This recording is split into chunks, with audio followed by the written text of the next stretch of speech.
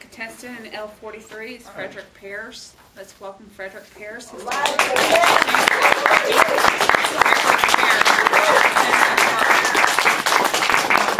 Washington is burning.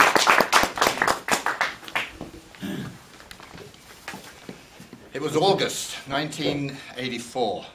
I was staying in a small country outside Baltimore, between Baltimore and Washington. And on the afternoon of the 24th, the innkeeper was a Mrs. Burke, and on the afternoon of the 24th of August, I told Mrs. Burke that I was going to go out for a walk, just going to take a long walk, but I would be back for dinner. So I walked down the country roads, walked for about 2 hours, turned around and walked back. By the time it was getting dark, I realized that I must have missed my way. But I kept walking. I knew the farm had to be ahead, not behind. And it got dark. Well, it had been overcast that afternoon, and now there was no moon and no starlight. It was dark, and the night settled over me like a blanket. I was a little bit worried, but just had to keep walking. More walking.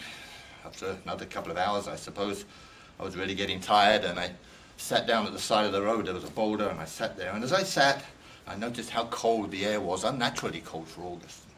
I shivered a little, and I felt the air move, as if something had passed by, but I couldn't see anything. I could barely see the road. And then I heard a noise, multiple noises. I made it out to be the creaking of leather, and maybe gravel, wheels rolling in gravel, and a horse's hooves. And the sounds moved past in front of me, but I could see nothing. And then, almost immediately, a horse-drawn carriage appeared. It was weird. It was like I was watching a movie, and the picture and the sound were out of sync. And the coach stopped. It was very still now, very quiet. Well, I was getting a bit scared, to tell you the truth. But I felt compelled to get into the coach. I mean, I was lost, and this coach had to be going somewhere.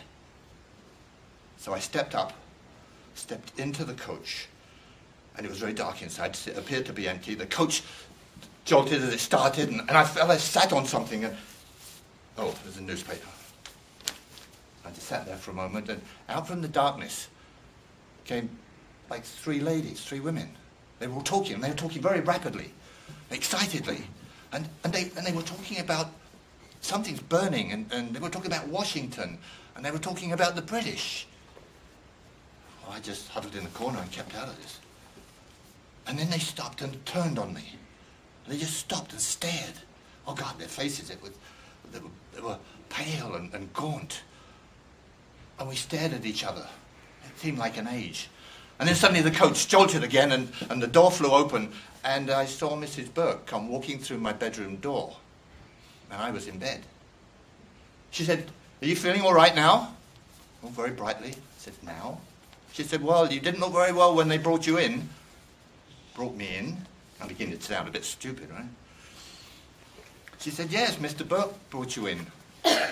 When you didn't come back last night, he went out looking for you and said that he found you in the ravine, just by the side of Tamar Bridge."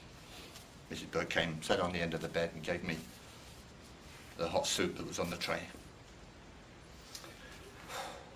Well, I proceeded to tell her about my experience with the coach, but I'm beginning to think now that I'd probably dreamt this. So Mrs. Burke looked at me weird, and what the story she told me then made my skin crawl. She said, you asked me if I knew what day this was. I said, "Yeah, I think it's August 25th. She said, 170 years ago, during the Second War of Independence, the British fleet came up the Chesapeake, and some soldiers landed and went in and set fire to Washington. Dolly Madison, the First Lady, and two waiting girls, it barely escaped the White House, the burning of the White House. And it's thought that their coach probably came along this way. And it's even rumoured that they stayed at this house, at this inn." Oh, Mrs. Burke got up and walked out, and oh, God, I couldn't have dreamt this. I didn't know anything of this story, so how could I possibly dream it?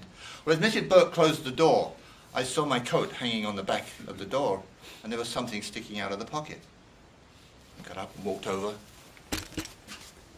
and took out. It was that newspaper. August 24th, 1814. It said Washington is burning. And it doesn't.